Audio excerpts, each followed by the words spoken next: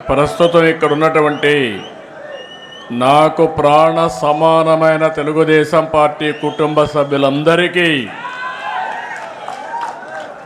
అంతేకాకుండా తెలుగుదేశం పార్టీ అభిమానులకు, అదే మాదిరిగా పార్టీ నేతలకు అందరికి కూడా తెలుగుదేశం పార్టీ ఆవిర్భావ దినోత్సవంగా శుభాకాంక్షలు, అభినందనలు, శుభాభినందనలు.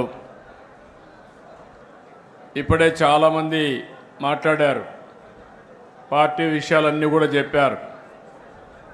ఒకసారి మనందరం ఆలోచిస్తే 43 సంవత్సరాలు పూర్తి చేసుకుని 44వ సంవత్సరంలో అడుగుపెట్టాం. ఒక మహనీయుడి యొక్క విజన్. మామూలుగా అధికారం కోసం రాలేదు. రాష్ట్రంలో జరిగే పరిస్థితులన్నీ కూడా చూసిన తర్వాత శ్రేయోభిలాషులతో మాట్లాడాలి. 40 సంవత్సరాలుగా నన్ను ఆదరించారు, తిరిగి వాళ్ళ రుణం తీర్చుకోవాలని ఒక్క ఆలోచనతో ఎమ్మెల్యే క్వార్టర్లో ఒక్క మీటింగ్ పెడితే, ఆ మీటింగ్తో ఆయన అక్కడికి వస్తున్నాడంటే ఒక ప్రభంజనంగా ప్రజలందరూ ఇక్కడికి వస్తే, ఆ ఎమోషన్లో ఈ రాష్ట్రం కోసం పుట్టిన పార్టీ తెలుగుదేశం పార్టీ, అది కూడా ఎమ్మెల్యే క్వార్టర్స్లో ఒక ఆవేశంలో పుట్టింది. ఒక ఆదర్శం కోసం పుట్టిన పార్టీ తెలుగుదేశం పార్టీ.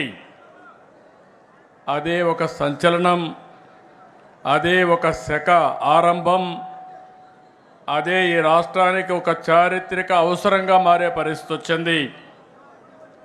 అలాంటి మహనీయుడు పెట్టిన స్ఫూర్తి మనందరిలో ఉంది. ప్రపంచ చరిత్రలో ఇప్పుడు కూడా ఎవ్వరూ ఈ రికార్డు బ్రేక్ చేయలేరు. పార్టీ పెట్టి 9 నెలల్లో అధికారం వచ్చిన ఏకైక పార్టీ ప్రపంచంలో తెలుగుదేశం పార్టీ. ఇంకొక పక్క ఎన్టీఆర్ లాంటి వ్యక్తి మళ్ళా పుట్టడు. పుట్టాలంటే మళ్ళీ ఎన్టీఆర్ పుడితే తప్ప ఎవరికి ఆ గుర్తింపు రాదని చెప్పి కూడా నేను మీకు తెలియజేస్తున్నా. అంతవరకు రాజకీయాలు చూస్తే ఒక పరిపాలన, పెత్తందారి వ్యవస్థ.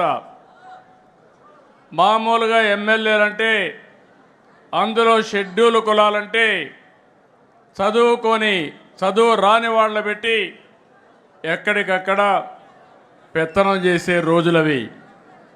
మొట్టమొదటిసారిగా ఎన్టీ రామారావు గారు వచ్చిన తర్వాత చదువుకున్న వారిని రాజకీయాల్లోకి తెచ్చిన ఏకైక నాయకుడు నందమూరి తారక రామారావు గారు అని చెప్పి మీకు విజ్ఞప్తి చేస్తున్నా. అది కూడా ఒక విజన్. రాష్ట్రం బాగుండాలంటే యువ రక్తం రావాలి. అంతవరకు ట్రెడిషనల్గా ఉండే పాలిటీషియన్స్ పోవాలి. అదే మరిగా చదువుకున్న వ్యక్తులు రావాలని ఆ రోజు ఆలోచించిన వ్యక్తి ఎన్టీ రామారావు గారు. ఇంకో పక్క మీరు ఒక్కసారి చూస్తే అంతవరకు పరిపాలనకే పరిమితమైన ప్రభుత్వాలు పేదల సంక్షేమానికి నాంది పలికిన మహానుభావుడు ఎన్టీ రామారావు గారు అని చెప్పి నేను మీకు తెలియజేస్తున్నా.